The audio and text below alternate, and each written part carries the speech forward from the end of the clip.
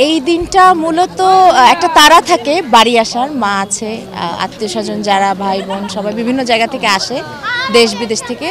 So মূল উদ্দেশ্য এটাই যে সবাই একসাথে মিলে বড়দিনটা উদযাপন করা, অনেক ছোটোবেলার স্মৃতি রিক্রিয়েট করা, এর সাথে কিছু খাবার দাবার, প্রিয় খাবার, মায়ের হাতের রান্না, এগুলো সারা বছর মিস করি, বিশেষ করে আমরা যারা দূরে থাকি। এরপরে ধরেন যারা মারা গিয়েছেন, মৃত আত্মা আছেন, তাদের কবরগুলোকে দেখা, এবং এই গির্জায় ফাইনালি এই গির্জায় এসে মানে পুরনো নতুন বন্ধু বান্ধব, আত্মীয় স্বজন, কাছের মানুষ, দূরের মানুষ সবার সাথেই দেখা হয়, একটা রিউনিয়ন হয়, গান বাজনা একটা বড় অংশ।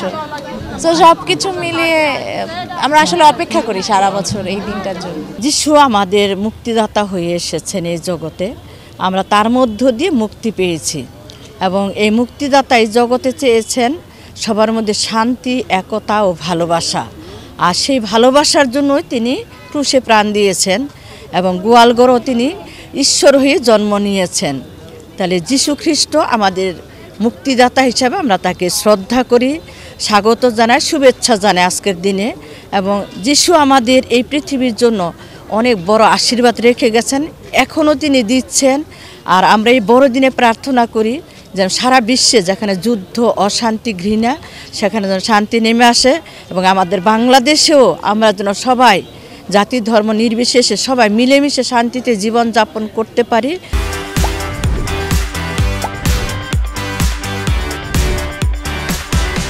এটা আমাদের খ্রিস্টান সমাজের সবচেয়ে বড় একটা দিন, এবং আমরা যীশু খ্রিস্টের জন্মদিন, এটা শুধু আমাদের বাংলাদেশে না, এটা ওয়ার্ল্ড ওয়াইড সমস্ত দেশে।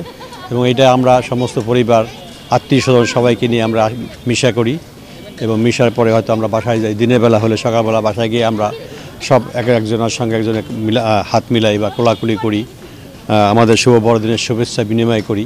মানুষে মানুষে যে বিভেদ, মানুষে মানুষে যে রেষারেষি, হিংসা, দলাদলি, এবং এই মানুষের মধ্যে যে আত্মকেন্দ্রিকতা, স্বার্থপরতা, যেগুলোর কারণে আমরা একে অন্য থেকে বিচ্ছিন্ন হয়ে যাই, আর এভাবে স্রষ্টা থেকে বিচ্ছিন্ন হয়ে পড়ি। আর সেই প্রেক্ষাপটে যিশুর জন্মদিন সত্যি আমাদের কাছে অনেক তাৎপর্যপূর্ণ, কারণ তিনি এসেছেন আমাদের মধ্যে সে মিলন বন্ধন পুনঃস্থাপিত করতে। আমরা যেন স্রষ্টার সঙ্গে মিলিত হতে পারি, এবং একই সঙ্গে ভাই বোনদের সঙ্গে একই স্রষ্টার সৃষ্টি হিসাবে, এক পরিবারের সদস্য হিসেবে আমরা সবাই পরস্পরকে গ্রহণ করতে পারি, ভালোবাসে আলিঙ্গন করতে পারি, ক্ষমা করতে পারি, এবং একে অন্যের সঙ্গে হৃদয়ের বন্ধনে মিলিত হতে পারি। সে মিলন সমাজ গঠনের লক্ষ্যেই এই বড়দিন আমাদের কাছে অনেক অনেক বেশি গুরুত্বপূর্ণ।